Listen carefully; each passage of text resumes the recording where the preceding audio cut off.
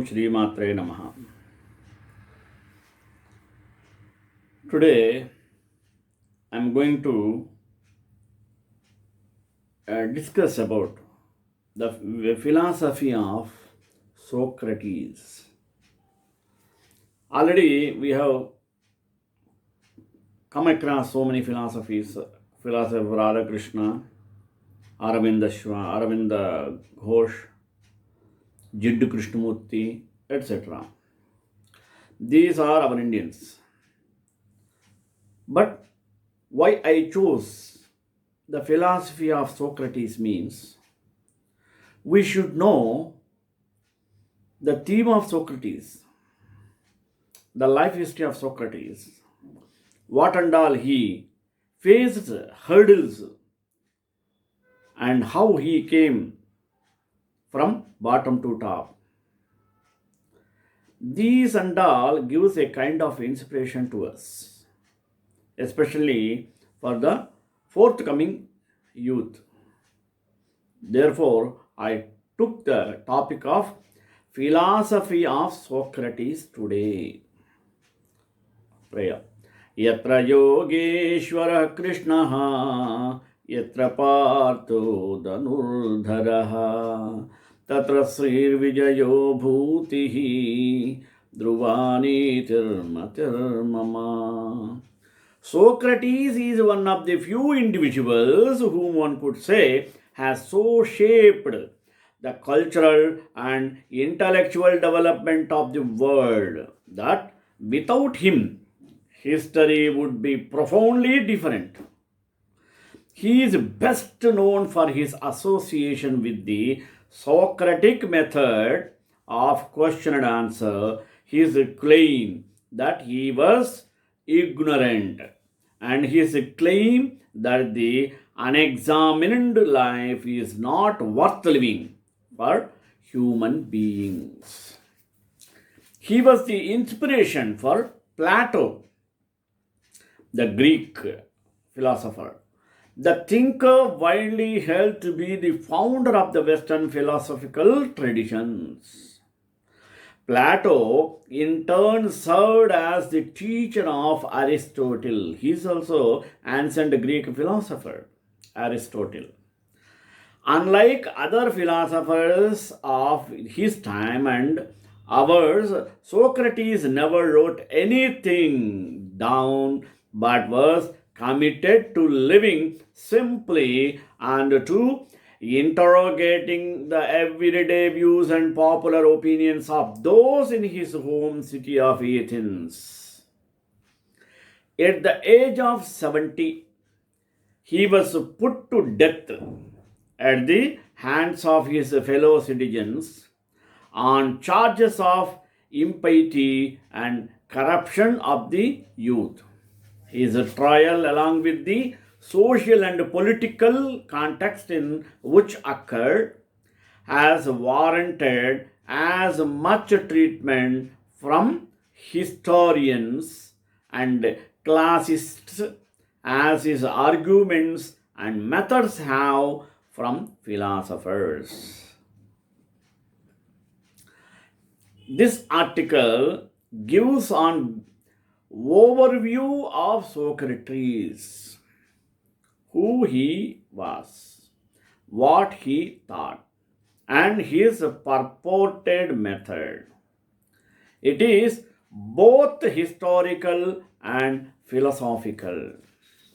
At the same time, it contains reflections on the difficult nature of knowing anything about a person who never committed any of his ideas to the written word. Much of what is known about Socrates come to us from Plato, although Socrates appears in the works of other ancient writers as well as those who follow Plato in the history of philosophy. This article, what I am going to tell you, makes to recognize that finding the original Socrates may be impossible, but it attempts to achieve a close approximation. Let us see his birth and early life. Socrates was born in Athens in the year 469 BC, mean before Christ, to Sophroniscus, a stone mansion, and Phanetrate, a midwife. His family was not extremely poor, but they were by no means wealthy, and Socrates could not claim that he was of noble birth like Plato. He grew up in the political deme or districts of Alopic, and when he turned 18, began to perform the typical political duties required of Athenian males.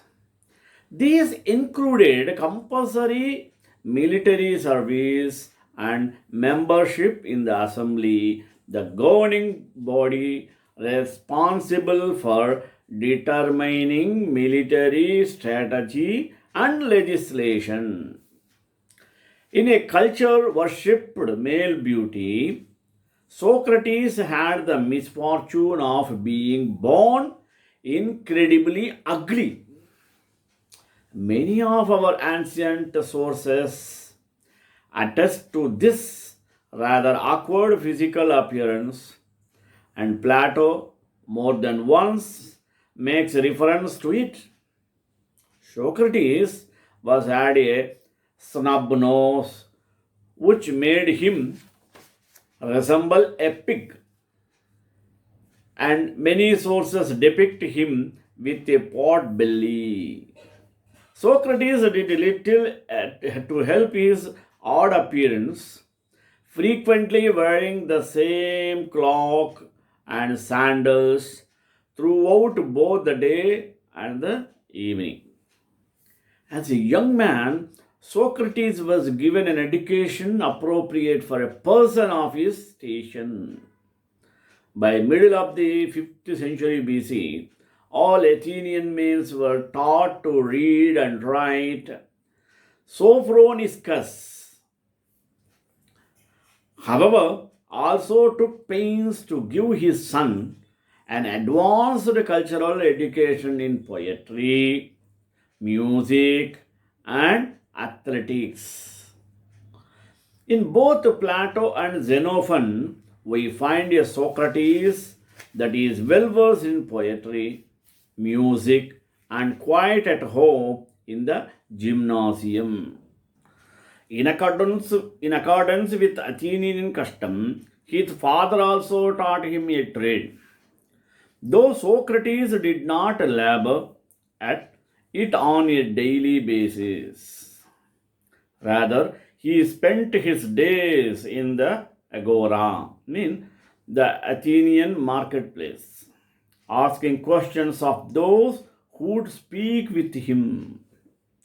While he was poor, he quickly acquired hearing him interrogate those that were purported to be the wisest and the most influential men in the city.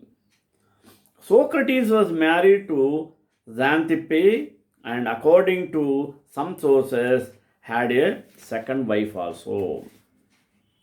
In this regard, we can have lots of traits on Socrates. Most suggest that he first married Xanthippe and that she gave birth to his first son Lamprocles.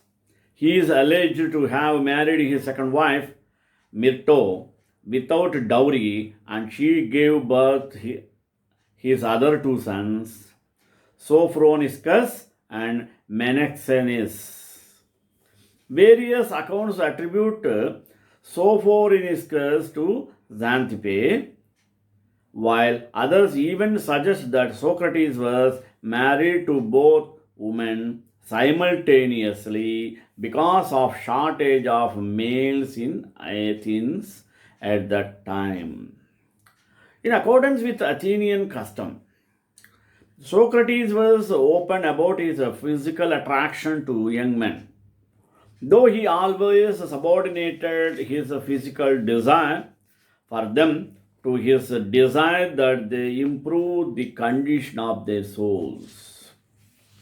Socrates fought valiantly during his time in the Athenian military just before the Peloponnesian War with Sparta began in 431 BC. He helped the Athenians win the Battle of Potidae, after which he saved the life of Alcibiades,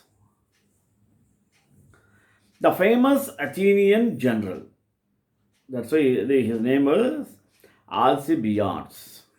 He also fought as one of 7,000 hoplites.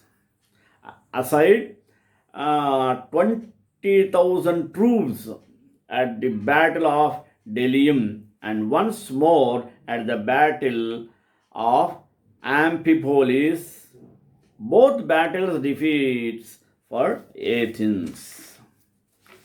Despite his continued service to his city, many members of Athenian society perceived Socrates to be a threat to their democracy, and it is this suspicion that largely contributed to his conviction in court. It is therefore imperative to understand the historical context in which his trial was set. Let us have some brief about the origin of the Socrates problem. The Socratic problem first became pronounced in the early 19th century with the influential work of Frederick. Until this point, scholars had largely turned to Xenophon to identify what the historical Socrates thought. Schleiermacher argued that Xenophon was not a philosopher, but rather a simple citizen soldier, and thus his Socrates was so dull and philosophically uninteresting that reading Xenophon alone, it would be difficult to understand.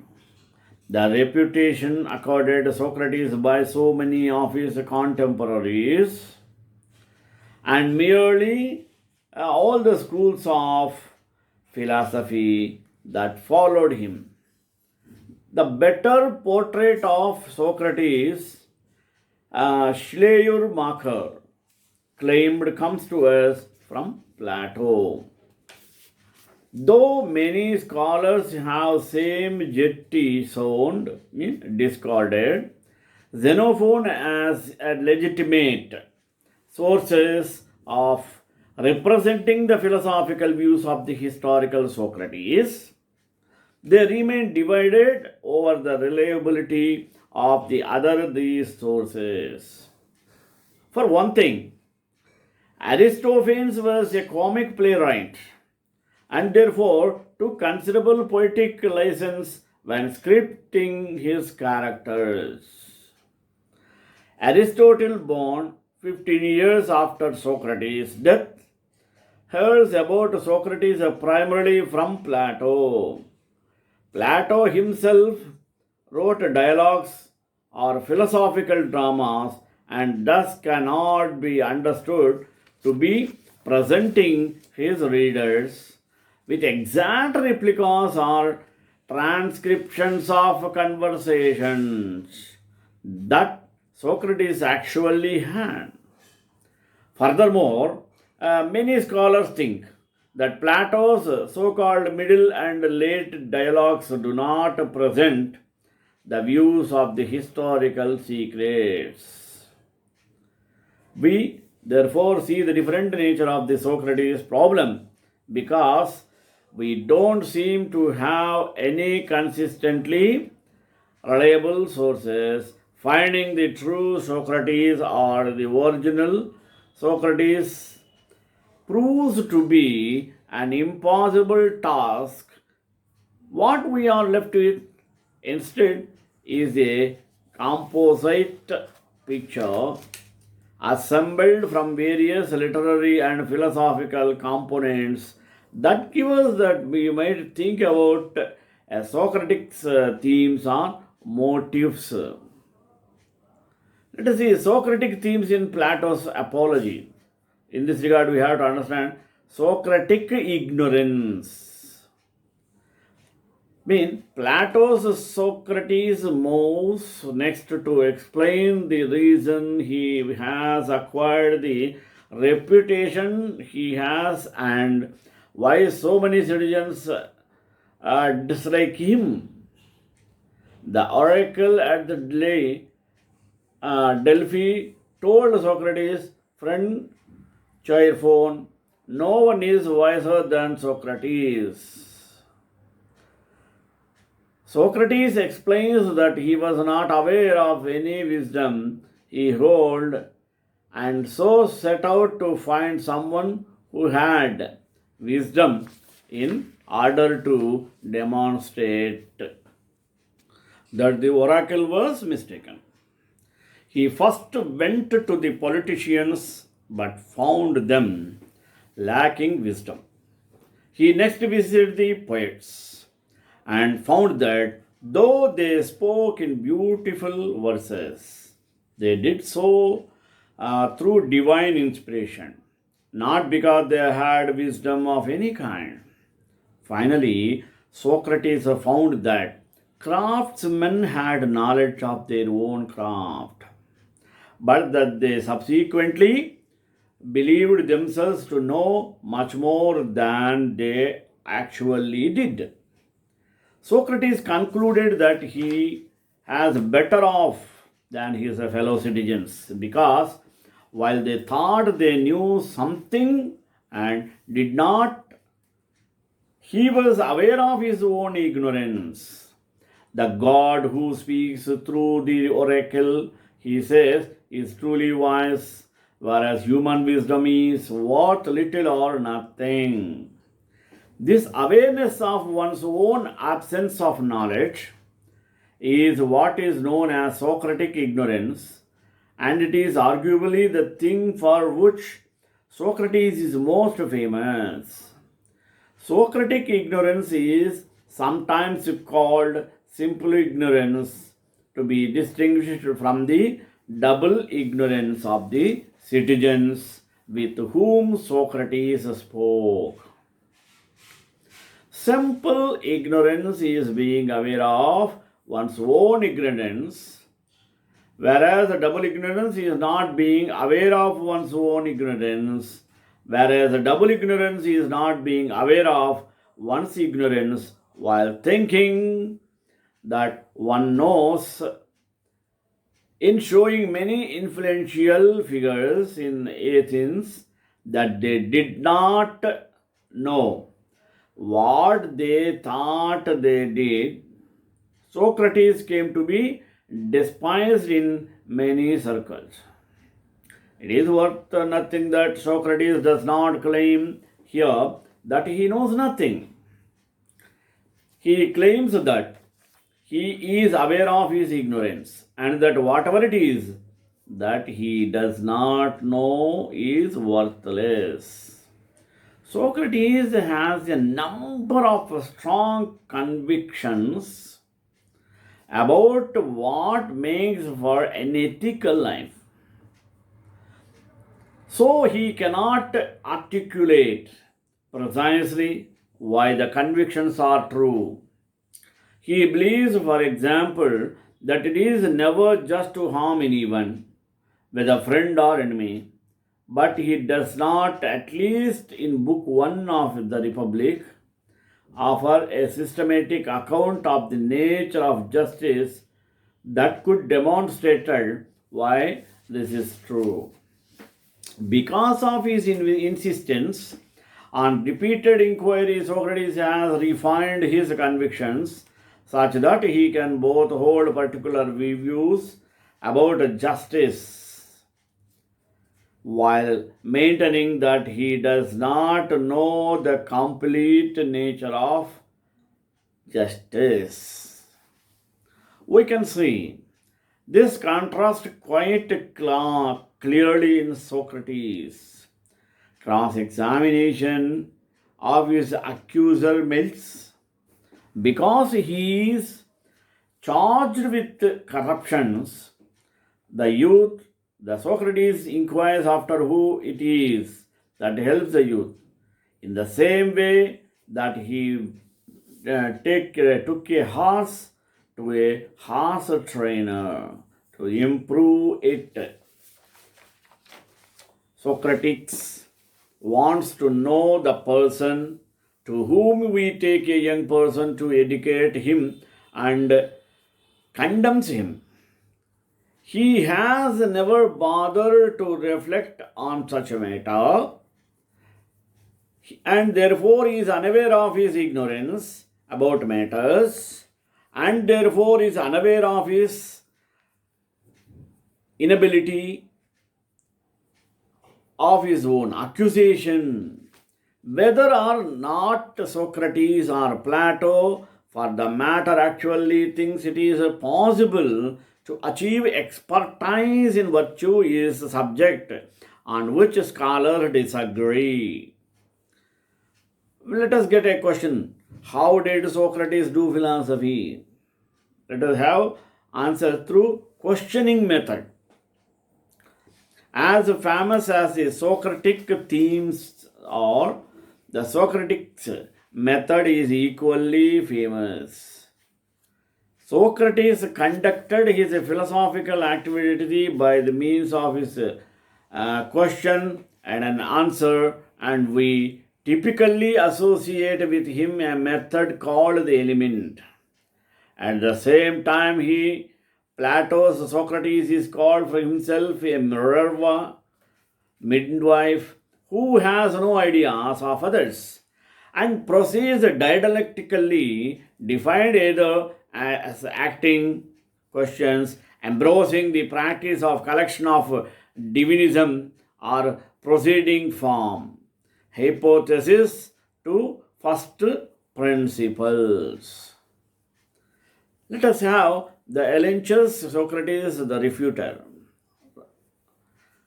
A typical Socrates Elenchus is a cross-examination of a particular proportion, or the definition, in which Socrates tests what his interlocutor says and refines it.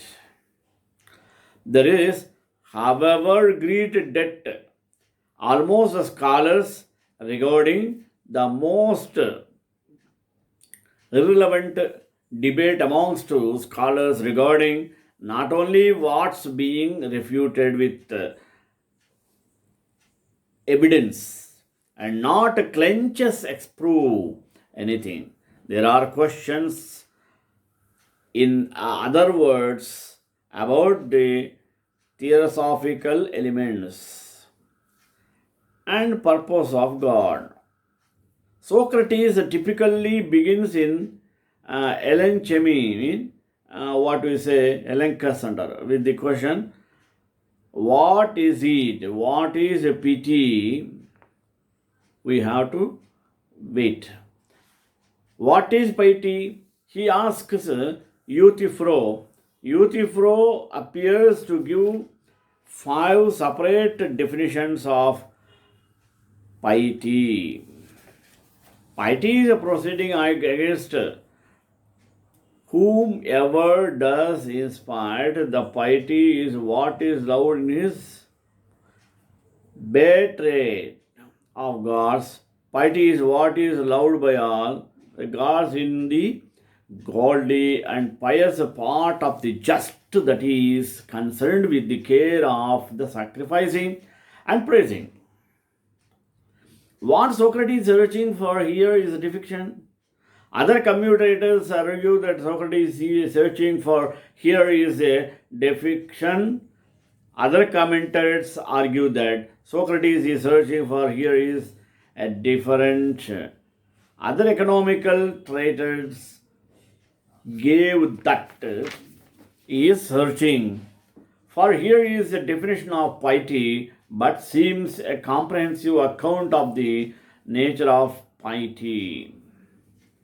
Whatever the case, Socrates refuted answer కావాలి కదా, given to him in response to what is it, the question. Another reading of the Socrates is not just concerned with the reply of the interlocutor, but is concerned with the interlocutor himself. According to this view, Socrates is as much concerned with the truth or what we say falsity and propositions as he is with the refinement of the interlocutor's way of life. He is concerned with both epistemological and moral advances for the improvement, especially interlocutor and himself. The Elancius demonstrated that, what you say, Thrasy makers cannot consistently maintain all his claims about the nature of justice. Let us see what the opinion of the Republic. Plato's masterpiece, The Republic, Socrates wants to prove that the first person is happier than the unjust person. Since as he already argued in the Euthydemus, all men naturally desire happiness, then we are saved, or should not all seek to provide in just life. In the process of making this argument, Socrates make many other postings regarding what happiness, number one, the relationship between pleasure and happiness is the most important one. Third, the relationships between pleasure, happiness, and virtues. The first arguments of Socrates' presence concerns the analogical between health as in the body of justice in the soul. We all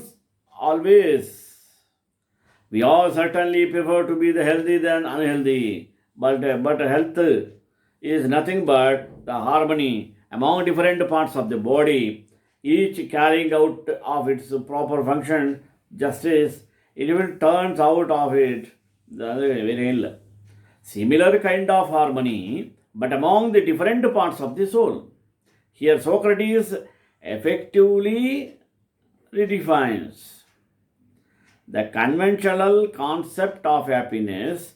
It is defined in terms of internal benefits and characteristics rather than external ones. The second argument concerns an analogist of pleasure.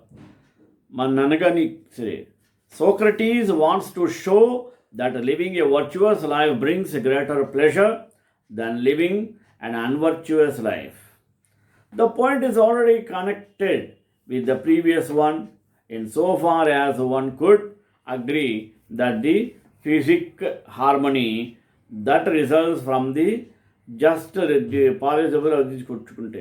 greater peace and inner tranquility, which is more pleasant than the unjust life, which tends to bring inner discord, guilt, stress, anxiety, and other characteristics of an unhealthy mind.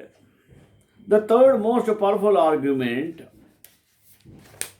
and one Socrates actually dedicates to Jews, can be called the relativity of pleasure, not really pleasure at all, but is called merely result from the absence of pain. Socrates' claim is an advance of pain. However, he can take hospital directly because they concern higher parts of the soul that are not bound to the relatively produced by physical things.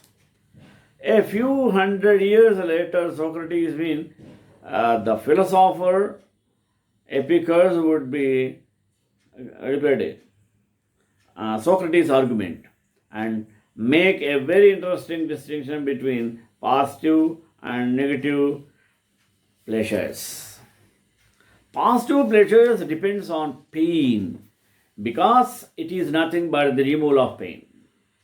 You are thirsty, so you drink a glass of water to get some relief. Is it? Let us see negative pleasure. Negative pleasure, however, is that of harmony, avakasam, and hence no longer need a positive pleasure to get rid of the pain.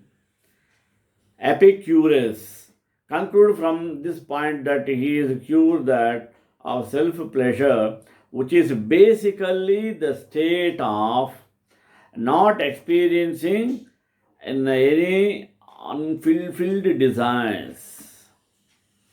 Let us see conclusion. Socrates can be said to expose the following ideas about happiness. All human beings naturally desire happiness. Happiness is obtainable and teachable through human effort. Happiness is directive as than additive. It depends not on external goods, but how we see these goods, whether wisely or unwillingly. Virtue and happiness are inextricably linked, such that it would be impossible to have one without the other.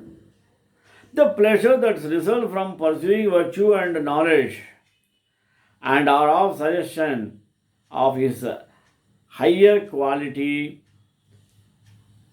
than the pleasures resulting from satisfying mere animals' desires. Pleasure is not rather an intelligent of virtue, a fully human life. Thus, let us conclude. श्रीकांताय कल्याणनिधे Ram शिवे सर्वेश्व पूर्वैराचार्य सत्कृतायास्तु मंगलम्.